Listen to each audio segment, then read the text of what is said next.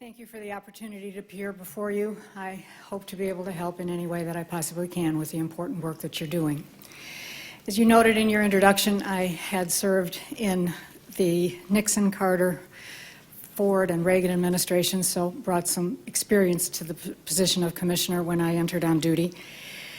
I came back in the Clinton administration recognizing some of the challenges that INS faces and committed to wide-ranging agency reform. INS, as you know, has widely divergent areas of responsibility that had suffered from a history of neglect by administrations and Congresses of both parties. During my time at INS, that began to change as serious attention was devoted to building the capabilities the agency needed to carry out its mission effectively. At the same time, even under the best immigration controls, most of the September 11 terrorists would still be admitted to the United States today. That is because they had no criminal records, no known terrorist connections, and had not been identified by intelligence methods for special scrutiny. The innovation al-Qaeda introduced is clean operatives who can go through immigration controls undetected. Immigration measures are an important tool in the war against terrorism, but they are not effective by themselves in identifying terrorists of this new type. The immigration system can only set up gateways and tracking systems that exclude terrorists about whom the United States has some information. And it can enable authorities to find clean operatives already in the country if new information is provided by intelligence agencies. The immigration and the intelligence systems must work together for either to be effective. To that end, the lead domestic security responses to terrorism should be strengthened intelligence and analysis, compatible information systems and information sharing, and vigorous law enforcement and investigations. Improved immigration controls and enforcement are needed, and they can support good anti-terrorism enforcement, but they are not enough by themselves. Let me first give a brief overview of my tenure. With more than 10 million immigrants, the 1990s rank as one of the 2 decades of highest immigration in American history. These numbers represent millions of transactions daily.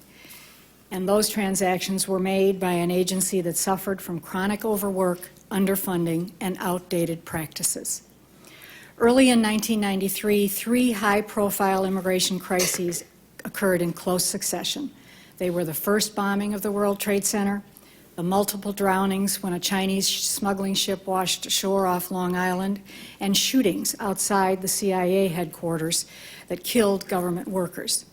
All 3 involved people applying for political asylum in the United States. Beginning with fixing this broken asylum system, border control became the highest priority for the new administration from the outset. During my tenure, the INS budget grew from approximately $1.6 billion to $4 billion. Personnel grew from about 18,000 to 32,000. With growth at that scale came enormous management demands. In addition, Congress enacted a series of sweeping new laws beginning in 1996 that placed ambitious new mandates on INS. The 1996 Act alone required writing more than 70 regulations and training more than 20,000 staff. All generated unplanned, sizable new workloads.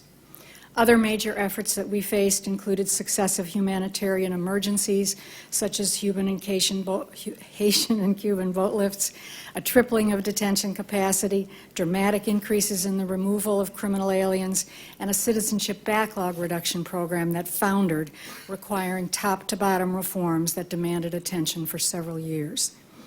Overall, Congress supported the administration in providing increased resources for INS and promoting new strategies and technology. Still, the public mood was one of growing anti-immigration sentiment. The administration had basic immigration policy disagreements with Congress. The relationship between INS and its congressional oversight committees was often contentious. Against that backdrop, let me summarize a few items of most relevance to counterterrorism. First, border control. The broad goal that I set forth for INS was to prevent illegal immigration and facilitate legal immigration. Preventing illegal immigration incorporated all abuses of the immigration system. We began with asylum reform. But we then continued with border control as the agency's highest priority during my entire tenure. Our definition of the nation's borders was comprehensive: land borders with Mexico and Canada, our ports of entry, and our consulates abroad. The transformations that were the most visible occurred along the southwest border, but INS's agenda always encompassed a comprehensive view of our borders. That meant that ports of entry, POEs, had to be a key element of border protection. Among the most meaningful changes that we implemented in our port of entry operations are inspector staffing increases, improvements to the lookout system, data share efforts that Ambassador Ryan has described with consular affairs, facilitation programs that created more secure travel, such as InSpass, which was the first use of biometrics, Sentry, which is electronic dedicated commuter lanes at the border, and advanced passenger information, which is the sharing of manifests from airlines. We were able to get to 80% of airline passengers having been checked before they arrived at our ports of entry in the United States. All of these things are elaborated in more detail in my testimony. These improvements have been significant. They have strengthened border control and facilitation, but they all address issues of admitting people to the country.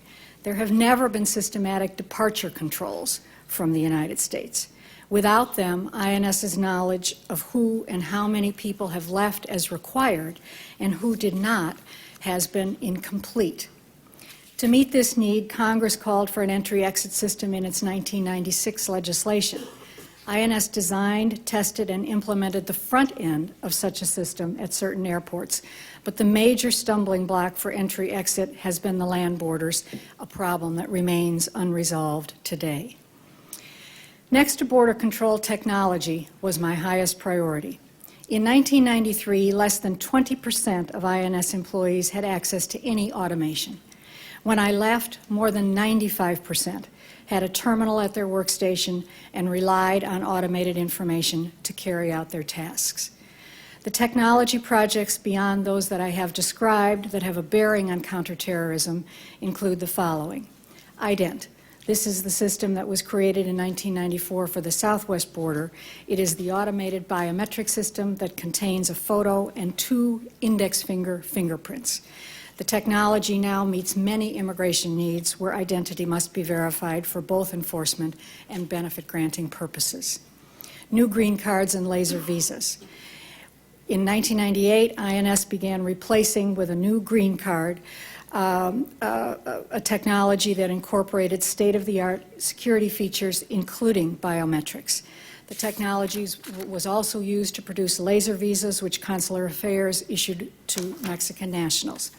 The replacement program consolidated a large number of documents that INS had historically issued, and the purpose included reducing misuse and counterfeiting of documents.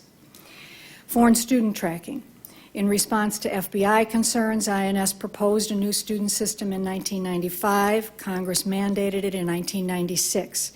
INS tested a pilot in 1997 and 98 and was on track for implementation in 2003 as the legislation required, assuming that funding issues which were unresolved could get resolved.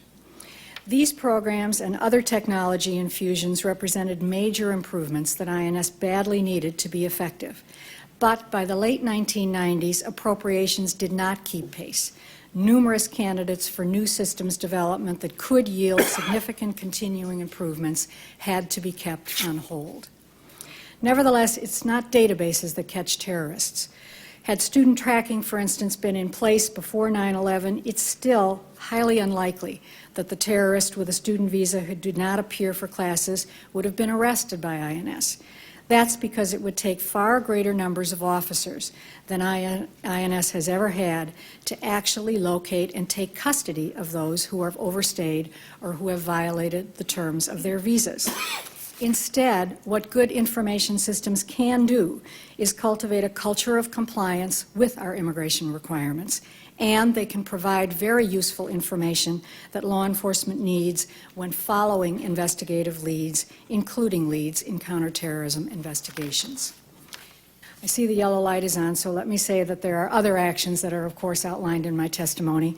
Among them are serious refocusing of our interior enforcement, which included focusing on criminal matters that would have included terrorism, and restructuring of the INS, which would have been a major effort, which we presented to Congress in 1998, and which included upgrading and incorporating as law enforcement our activities at the ports of entry. That, too, is an issue that still remains undone.